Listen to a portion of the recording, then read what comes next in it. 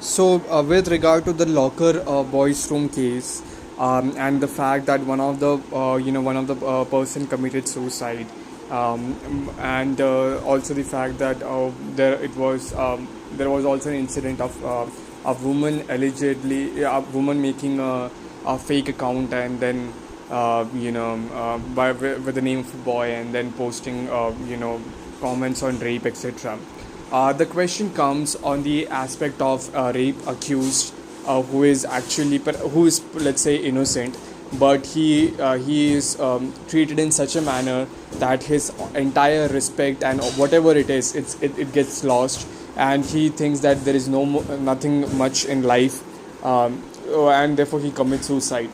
Now, the question arises that why is that the rape victim and the rape victim identity is usually not revealed and should not be revealed, definitely, but the rape accused, the person who is accused of rape, his identity is revealed. So, and for in quite many countries for quite many time, there was both the accused as well as the victim. Their identity was not revealed, right? Uh, See, the fact is that one of the reasons for that is that the rape per se, the crime of rape per se, it's not treated was should not be treated, in my opinion, to like other crimes, especially seeing the scenario of Indian society. We are a society. India is a society where the rape victim, nobody is willing to give their sons to marriage to marry a rape victim.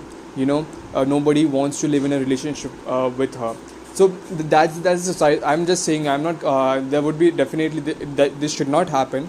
But that's a scenario where India, and definitely there is a that identity of being a rape victim is stamped in that stamped with that woman, and I don't think so any woman would be comfortable calling herself as a rape victim again and again, and as well as the entire world calling her a rape victim, and that's the only identity that she has. No, therefore the identity of the rape victim should never be disclosed. But then the question comes, why is the identity of the rape accused is disclosed? Because if we look at the Indian society right now, the only crime which is demanded as death, which public demands death penalty for, is rape, right? Of course, terrorism is one crime which even the government thinks many times it's better to give a death punishment for that. But rape seems to be a very because of the number of rapes and rapes of innocent children, etc. The rape seems to be a punishment for which there seems to be a call for death penalty time and again. There is no death penalty. There is no call for death penalty of communal violence. There is no death penalty for killing another person. So if you are raping a woman, and if you are killing a woman, if you're killing a woman, there is people are not asking for death penalty. But if you are raping a woman, people are asking for a death penalty. So, I just want to highlight the intensity of the crime and how people portray this as a crime. Now, do you think that the rape accused, he is not suffering, like, I'm here specifically using the word accused. I'm not using the word rapist. The rape accused, he is also having all this, comments from the public. He is, first of all, the moment his name is published in any journal or in any newspaper or in TV, etc., people have already identified that person as a rapist. Okay, even before because we are the person we think that we ourselves are Supreme Court and we ourselves are courts of justice. So and our courts of justice are what? Instagram, WhatsApp, Facebook. We don't know whether the person is guilty or innocent. We would just forward the messages, and in our minds we have judged him as a rapist. Except that nobody waited for the courts to sentence Ram Rahim or Asaram Bapu, etc. Nobody waited for those people to be to be judged as a rapist. The moment the name came in the newspaper, we all knew that this guy has committed a rape. Now that's something that we already take for granted, and accept that it's our mentality, it's a Indian mentality, and not just Indian mentality. Perhaps it's a human mentality that we already identify the accused as a rapist. So now look at his future, look at his what he would do now. His future is at threat. He wouldn't mingle with the society well enough, and even if he is innocent, still how many of you think that a father would be willing to give his daughter, or parents would be willing to give their daughter in relationship with this particular guy, to marry this particular guy? How many of you think that people would be willing to make friends with this particular person? How many of you think that people would be dating this particular person anymore? He is innocent. He was a rape accused, and then he is seen as innocent. How many of us do actually think that he is innocent even after court proving him innocent? Not many of us do. So, in light of this, it's very necessary for us to make sure that the identity of the accused as well should be anonymous. Now, there are two reasons why the identity of the accused have not been anonymous. I find only two major reasons for this. First of all, it helps in for procedural aspect, for the police investigation and so on and so forth. Just like the identity of when an identity of a person is revealed in any crime for that matter, then people claim and police claims that investigation becomes much easier. People would come forward and tell their what happened and what they have seen, etc.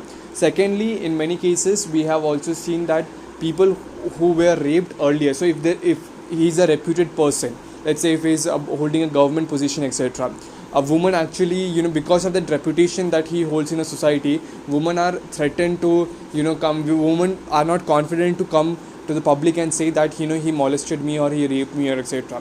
But when the a person is accused and then his name comes out in the public, he loses that reputation, and because of that lost reputation, the woman perhaps may feel more comfortable to come and give the other women who are raped as well may be willing to come, and we would have other cases as well.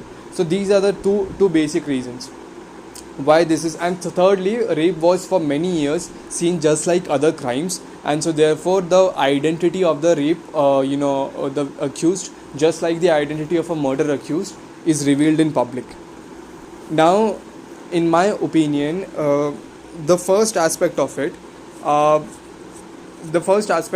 definitely could I know it would affect, but I think so we could help in doing away with it, in basically in if you do a cost benefit analysis, it's better for us to keep the identity of the rape accused as anonymous.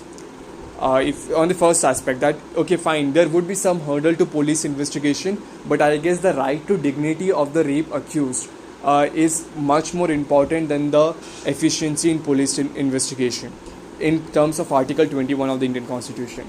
Secondly, what the aspect which we said that many more women would come and tell that they have been also rape victims. This could also happen if this rape accused is anonymous till the time he is accused, and when the court declares him guilty, when the newspapers etc. they say that they would come forward and publish his name, and then this reputation is lost, and because of this lost reputation, people could the other woman or other, like in general, people in general could come and file complaint against him. So that aspect is dealt with. Thirdly, rape is not to be seen as other crimes in India. I already told you, rape today is the only crime, not even murder. Rape today is the only crime for which people are demanding death penalty, apart from terrorism. So why I am saying so, because terrorism had always been people had always demanded death penalty for that, but rape is for the first time and government have always felt that terrorism should be given death penalty, but for the first time we are seeing that the government is also willing, people are in general asking for death penalty of rapists. Even if a man murders woman uh, people aren't asking for death penalty, but if a man rapes woman, they are asking for death penalty. That clearly shows that the pedestal pedestal of hatred towards rape, and a rape accused as well, that society plays is quite high than any other crime, and therefore the crime of rape should not be treated as any other crime, and the accused should always remain anonymous. Do not publish the names of the accused until and unless they are proven guilty by court.